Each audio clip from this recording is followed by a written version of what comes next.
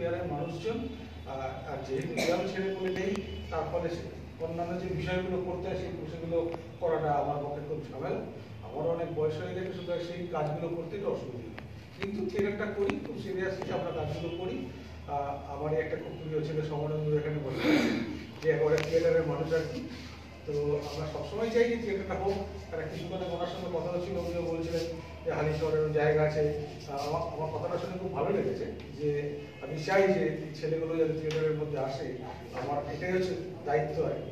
এটা শুনে আমি যা, তবু একজন তো এই কথাটা তো বললো আর কি, যে এর বাইরে দাঁড়িয়ে আর কি, যে না আমি করব, তার বদলে যে আমি ছেলেগুলোকে নিয়ে তৈরি করব, এই তার মধ্যে নিয়ে আসবো, এটা আমার খুব ভালো লেগেছে। আমি চাই যে এই বিষয়গুলো চলুক এবং এইভাবে যদি থিয়েটার আজকে দুঃখের বিষয় বলতে হয় যে থিয়েটারের জায়গাটা একটুখানি কোথাও একটা গোলমেলে অবস্থায় রয়েছে।